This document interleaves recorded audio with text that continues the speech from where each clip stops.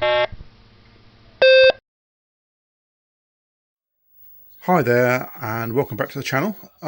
This is a television I've featured on my channel. It had colour demodulation issues and they cropped up again.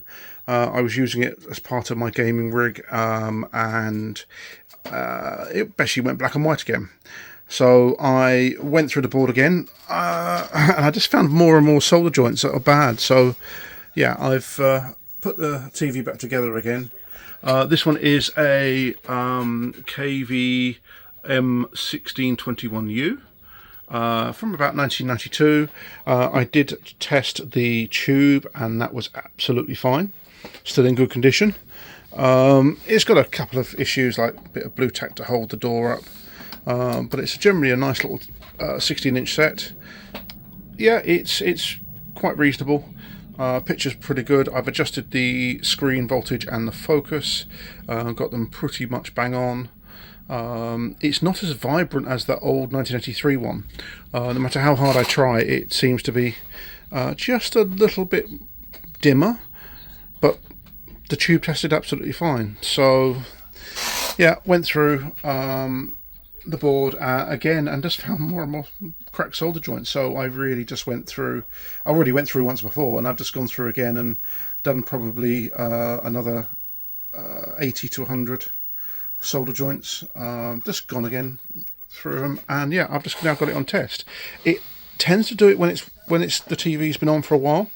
So it was on for about half hour, so I'm going to let it run and see how we go. Let's just turn the colour up. There we go. That's a bit better. That's a bit nicer. Yeah, it's the contrast is up quite a way, and the brightness is also up. As you can see, there's the brightness. It just looks. It's not as vibrant as the other 1983 16-inch I recently did. But on gaming wise, it's perfectly fine. So. Oh, hang on, let's just put that back. There we go. No, wait for that to cycle out. Yeah, it's quite reasonable. Reasonably good picture.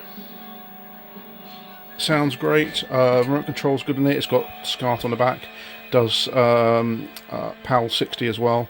So you're doing some games. You need that. It has been, when I first got this TV, it was covered in crap and it's been loved, and when I got it, it was sold as not working, and some of the first solder joints I did were absolutely just cracked. They weren't touching. There was just loads and loads and loads of them. So this TV is really just solder joints all over. I've replaced a few caps, which were looking a bit suspect, but not done a full recap on this one. So yeah, it's running. Let's let it run and see what happens. I've done this so many times on my channel that it's not really worth me trying to sort of show any more.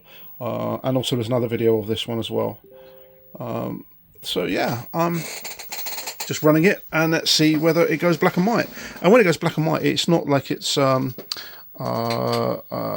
pure black and white. It literally just goes completely black and white. And sometimes when I first had the issues, I'd do that and it would then come back again for a short time, or it would do it on the bang and then go off again. So it was definitely solder joints. And there's a lot of surface mount on the underside of the board. On the top is all through hole, and on the bottom there's quite a few surface mounts. So I have done quite a few of those again. So yeah, hopefully I've nailed it and got this one sorted. Again, the classic Who, my favourite Doctor Who story ever.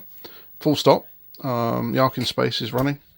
And yeah, let it run. And if there's any problems, I will do a little short on this one and send it up on the channel.